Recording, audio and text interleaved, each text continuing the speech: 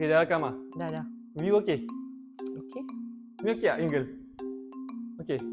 Cuba kau belakang sikit. Belakang sikit. Biar pastikan nampak ah. View atas ke bawah. Tu kau duduk. Nanti apabila aku cakap kan, kau just macam gerak depan, kiri, depan, belakang, kiri, kanan. Pastikan nampak view lah. Pas aku borak kat luar ni, kita settle kat luar, kita masuk dalam cul. Kau jangan rakam tegak je. Lepas tu aku settle kat sini, aku borak pasal ruang tamu lah.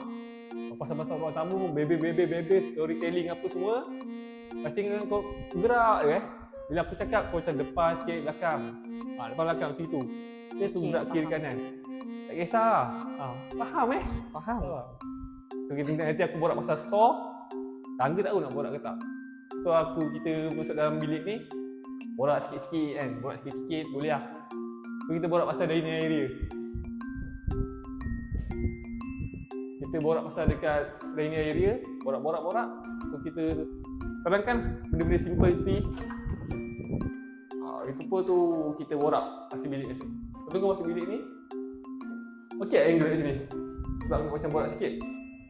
Borak sikit. Ada apa namanya? Ada view View belakang dengan pick up. Kat bawah ni ada dua bilik, satu bilik air. Satu store sini. Kalau kita naik tangga naik atas. Apa benda kita borak kat bawah, kita naik atas dulu. Lawa lampu ni. Lawa habis. Ni kau pakai 0.5 ni? Ya, 0.5. Dua bilik ni kongsi bilik air. Nanti aku review kan, aku stay kat sini kot. Gelap? Tak, okey. Tak gelap? Okey, pandai respon Stay kat sini. Tapi sini pun okey. Kan aku Lagi sini terang. Kan aku sini. Sebab lighting kat sini. Kau kat sini Okey, nice lah.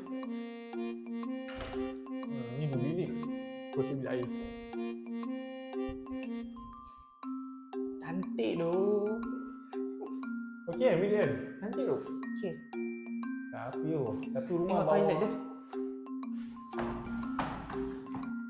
Mana bilik air kita kongsi. Ini bilik sebelah. Okay. Lepas tu kita dah review dua bilik ni. Kita last review kat sini lah. Bilik master bedroom ni.